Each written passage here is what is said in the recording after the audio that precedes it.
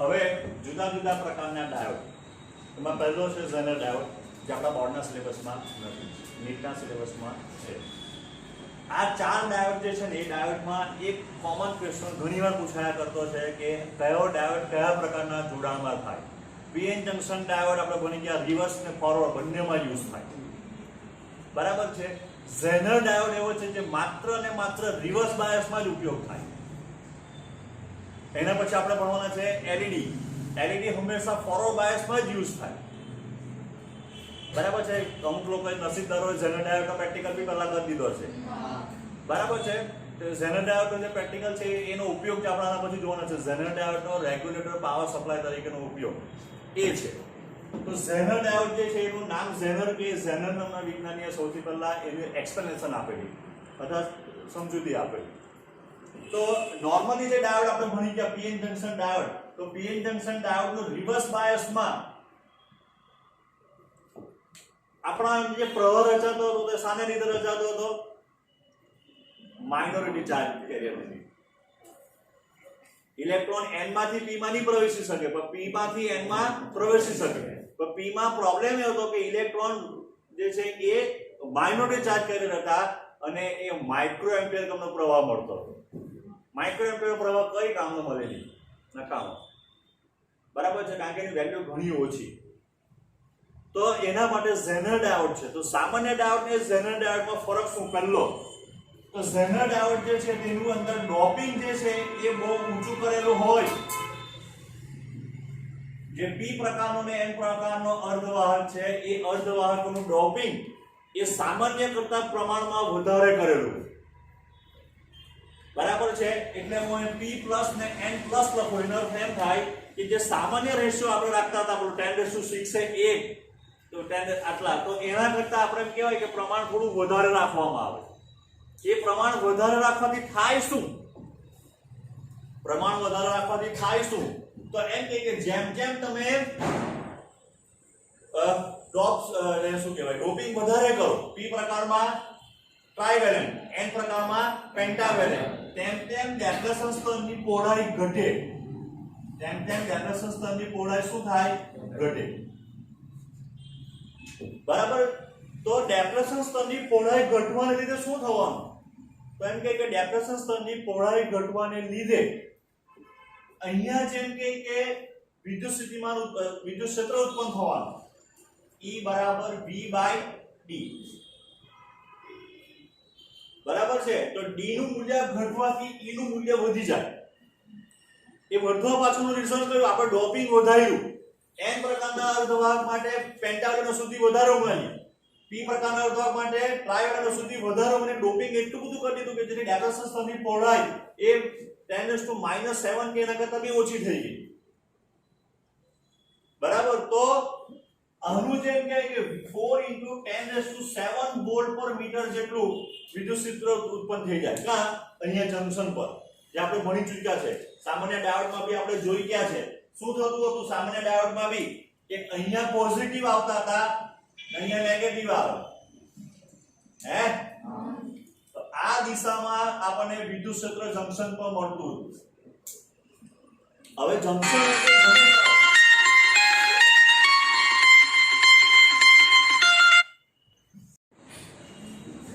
તો હવે 10⁷ જેટલું વિદ્યુત ક્ષેત્ર ઉત્પન્ન થાય. તો આપણે ફોટો ઇલેક્ટ્રિક અસરમાં 3 પ્રકારના ઉત્સર્જન મેં તમને પહેલા ભણાવેલા. જે લોકો ફોટો ઇલેક્ટ્રિક અસર વાળો પ્રકરણ જોયું છે તે વિડીયો. પહેલો હતું તે ઉષ્માજનિત, જે બલ્બમાં થાય છે. બીજું ફિલ્ડ ઉત્સર્જન. તો અહીંયા ફિલ્ડ ઉત્સર્જન થવાનું. શું થવાનું? તો આપણે જેમ કહેવાય કે જે જંકશન પાસે આપણા જે સિલિકોન જર્મેનિયમ ગમે તે હોય, એટલે આપણે ધારો કે +4, આ બાજુ હશે તે +3, હવે પડતી જાય કે આ બાજુ +4 +5, બરાબર છે. હવે પડી ગઈ.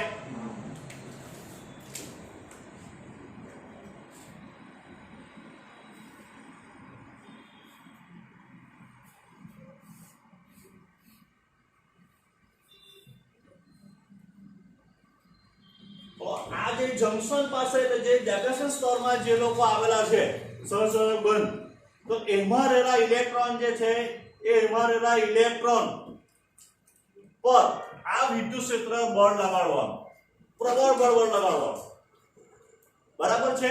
એટલે હવે થવાનું શું,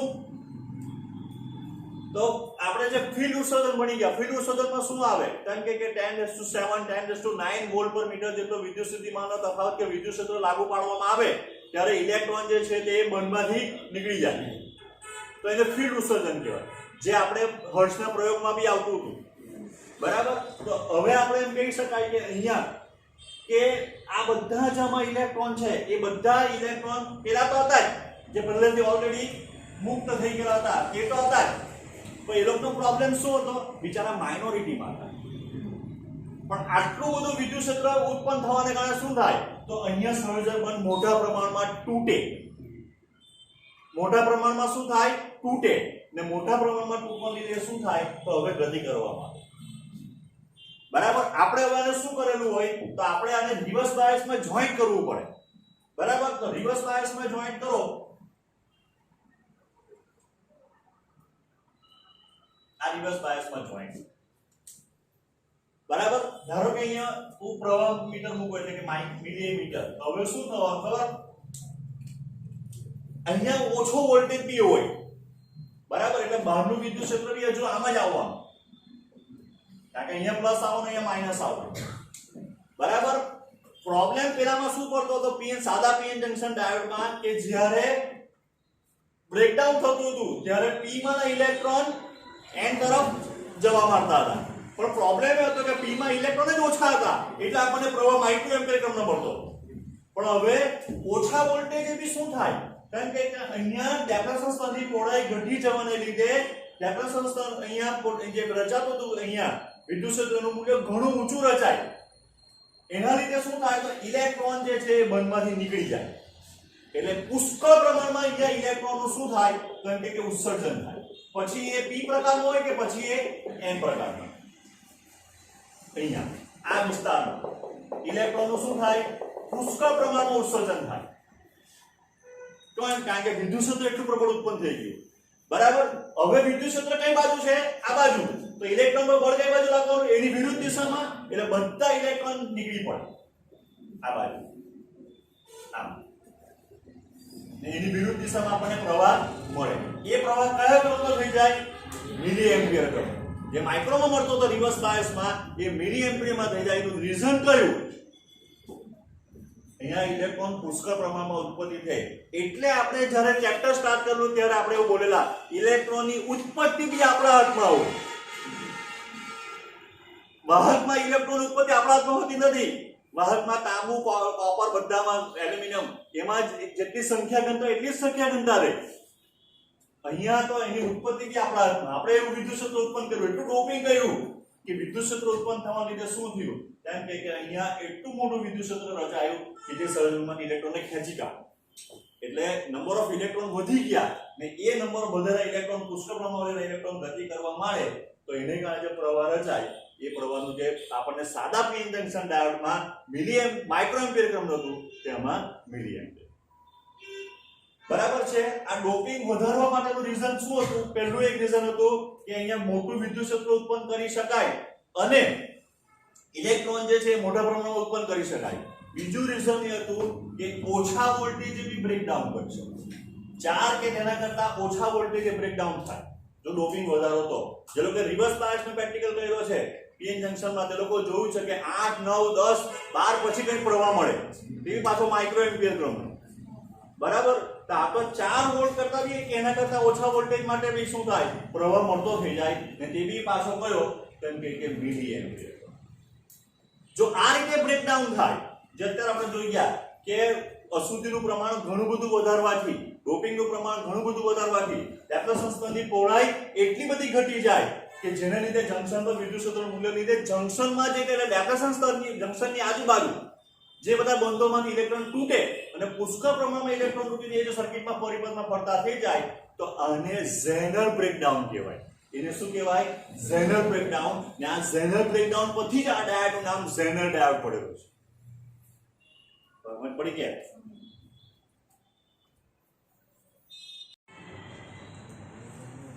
ચાલો બીજા પ્રકારનો હવે ઝેનર ડાયોડ. કે જેમાં બ્રેકડાઉન અલગ રીતે થાય.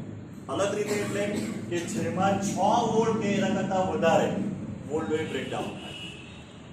ઝેનર અસરને કારણે જે ઝેનર ડાયોડ હોય તેમાં બ્રેકડાઉન 4 કે તેના કરતા ઓછું, 6 કે તેના કરતા વધારે હોય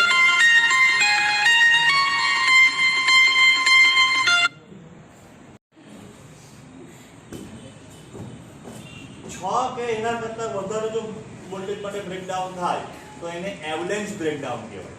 ને એના પર આધારિત જે ડાયોડ હોય એને ઘણી વખત એવલેન્સ ડાયોડ બી કહેવાય. એ બે પ્રકારનો ઝેનર ડાયોડ જ છે. બરાબર છે.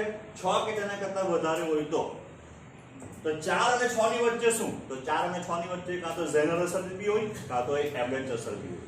આપણને ખબર નથી. 4 કરતા ઓછા માટે 100% ઝેનર કે ઓછા વોલ્ટેજે પણ બ્રેકડાઉન કરી શકાય. 6 કરતા વધારે હોય, બરાબર છે. જે લોકો પ્રેક્ટિકલ કરે છે તે લોકોને જવાબ કદાચ ખબર તો 6.8 આવતો છે, 7 ની નજીક આવતો છે, કારણ કે એમાં એવરેજ બ્રેકડાઉન થતું છે.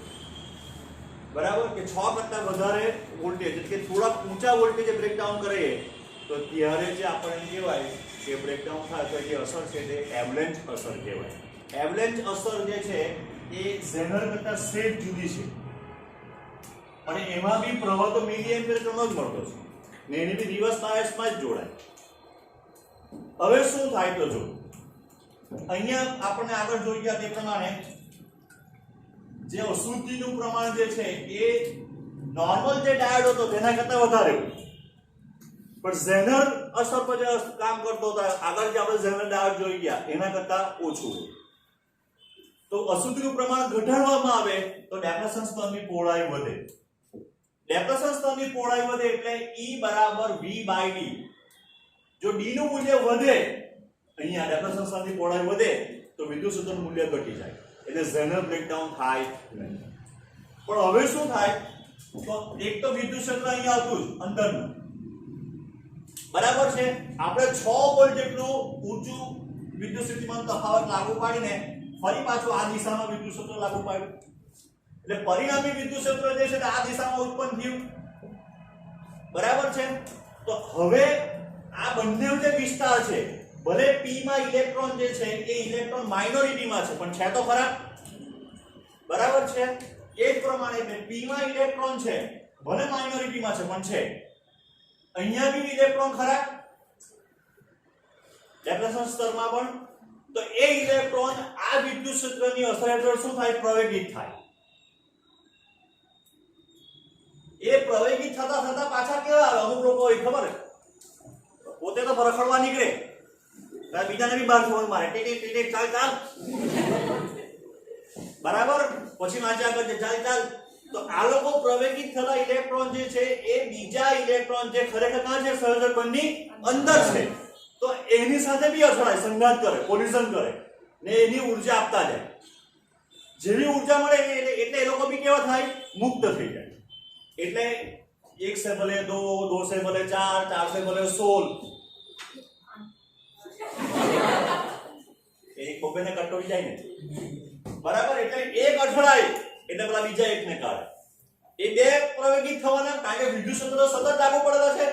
પેલો જેવો અથડાવવાનો એટલે એની ઉર્જા આપી દેવાનો ને બહાર કાઢવાનો.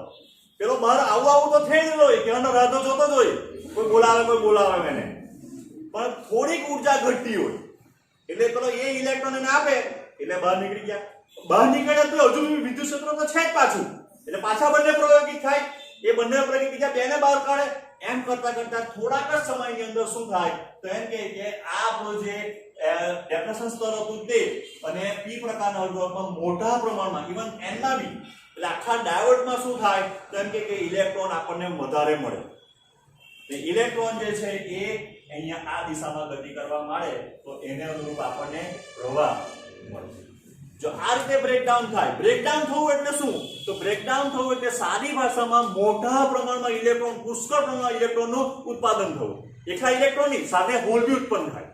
એટલે ઇલેક્ટ્રોન હોલનું મોટા પ્રમાણમાં એક જ ધડાકે ઉત્પન્ન થઈ જતા હોય તો એને બ્રેકડાઉન કહેવાય. બ્રેક એટલે તૂટી જવું. એમ અચાનક આપણે બ્રેક મારીએ તે વસ્તુ જુદી છે ને બ્રેકડાઉન એટલે આખી પરિસ્થિતિ આપણે કાબુની બહાર નીકળી જાય. તો આગળ જે થયું તેમાં શાના લીધે થયું? સંયોજક બંધ તૂટ્યા. વિદ્યુત ક્ષેત્રને લીધે. આમાં બી સંયોજક બનતો ઉલટા, પણ વિદ્યુત ક્ષેત્રને લીધે નહીં, પ્રવેગિક ઇલેક્ટ્રોનને આ કોલિઝનને લીધે, સંઘાતને લીધે. તો આ રીતે જે બ્રેકડાઉન થાય એને એવરેજ બ્રેકડાઉન થાય, અને એવરેજ બ્રેકડાઉન હંમેશા 6 વોલ્ટ કે તેના કરતા વધારે. બરાબર. એટલે જો હવે આપણે એનો આલેખ દોરવાનો પ્રયત્ન કરીએ,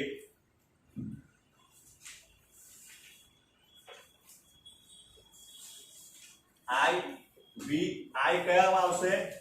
મિલી એમ્પિયર, જે તા માઇક્રોમાં આવતો હતો. બરાબર છે. આ જે આવ્યું તે 4 વોલ્ટ માટે, તો એ કયું થઈ ગયું? ઝેનર. હે? એના કરતા વધારે હશે તો હવે આ કયું થઈ ગયું?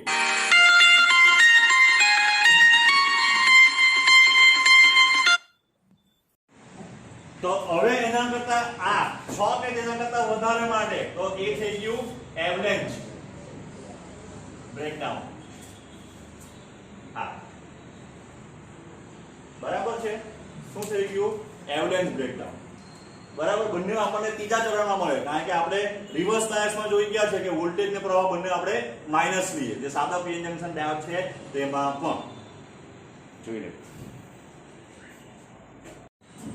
ચાલો આ બાજુ ધ્યાન. હવે ઝેનર ડાયોડનો વોલ્ટેજ રેગ્યુલેટર તરીકે ઉપયોગ.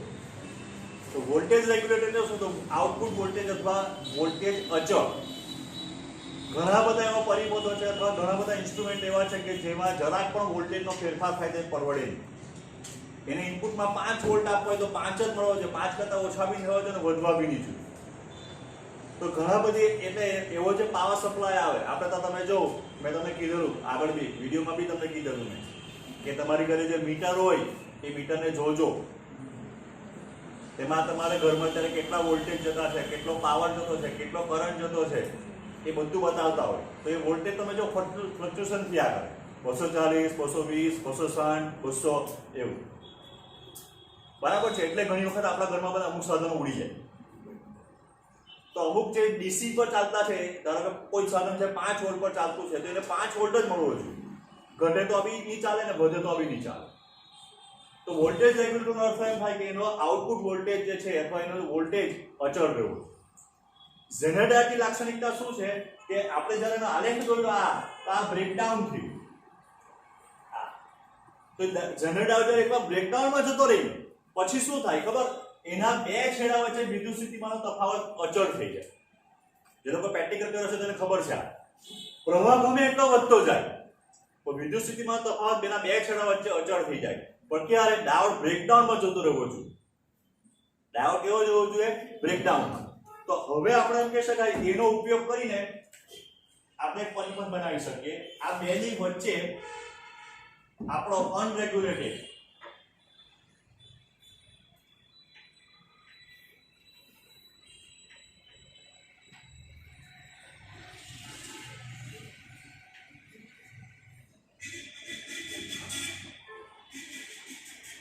અનરેગ્યુલેટેડ એટલે આ બેની વચ્ચે બદલાયા કરે, વધે બી ખરો ઘટે બી ખરો. એક અવરોધ જેને હું RS કહું. હવે ઝેનર ડાયોડની જે સંજ્ઞા છે, બરાબર છે, જે આપણો સામાન્ય ડાયોડની સંજ્ઞા આપણે કેવી દોરતા હતા? આવી. આ સામાન્ય ડાયોડ હતો. ઝેનર ડાયોડ એટલે એની સંજ્ઞા આવી Z બનાવી દો. બરાબર છે. આ ઝેનર ડાયોડની સંજ્ઞા થઈ ગઈ. તો અહીંયા આપણે ભલે અનરેગ્યુલેટેડ હોય, અહીંયા પ્લસ આવે ને અહીંયા માઈનસ. આનો P છે, આનો N છે. તો અહીંયા આપણે તે જોડી દીધું.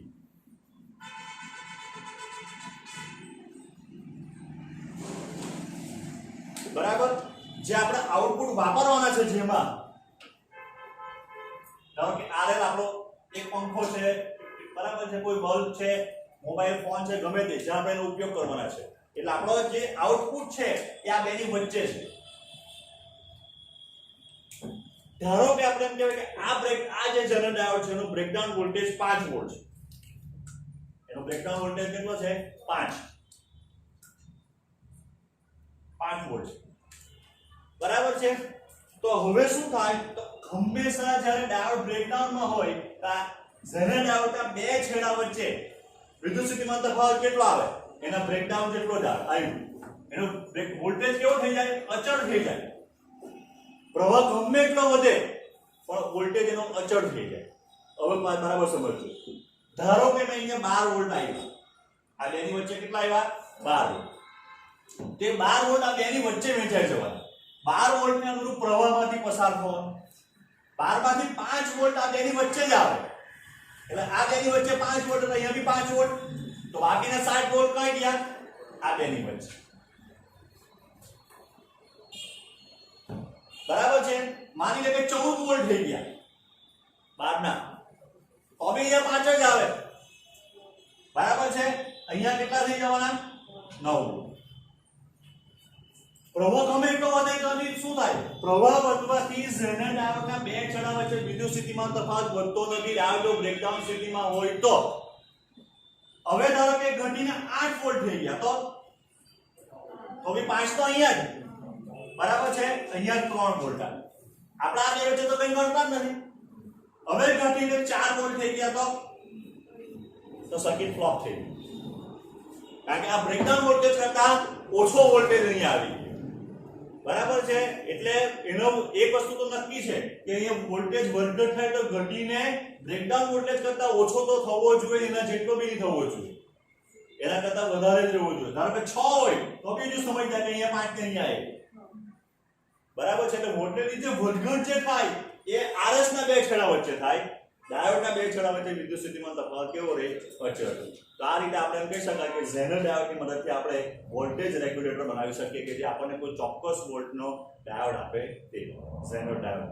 બરાબર? આપણો જ્યારે ડાયોડ જે છે એ ડાયોડને બજારમાં લેવા ગયેલો, બરાબર છે, કારણ કે તમારા પૂર્વજો ઉડાડી ગયેલા, બરાબર છે, તો ત્યારે મને પૂછ્યું કે ભાઈ કયો જોઈએ? મેં કહ્યું હારામાંનો એક આપો. એટલે કરો મને ખીજવા, હું હારામાંનો? બધા હારામાંના જ છે ને. એમ નહીં કહેવાય. તમારે કહેવું પડે કે તમને કઈ બ્રેકડાઉનનો જોઈતો છે. એટલે મેં એને પહેલાં માગ્યો, એની પાસે 4 કરતાં ઓછો તે તો નથી એમ. પછી મેં કહ્યું કે 6.8 નો છે. મેં કહ્યું લાવ 6.8 નો ચાલશે. બરાબર? એવી રીતના 12 વોલ્ટના બી મળે, 10 વોલ્ટના, ઇવન 50 વોલ્ટના બી મળે. જે બે છેડા છે 50 વોલ્ટનો વિદ્યુત સ્થિતિમાન.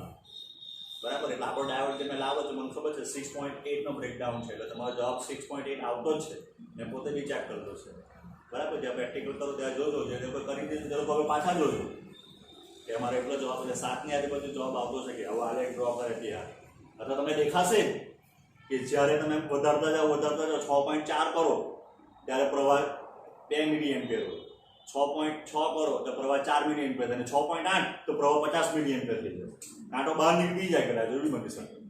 બરાબર? તો એ ત્યારે બ્રેકડાઉન થઈ ગયું. પછી તમે ગમે એટલું પેલું વધારો વોલ્ટેજ, તો વોલ્ટેજનો કાંટો ત્યાંથી ખસે નહીં.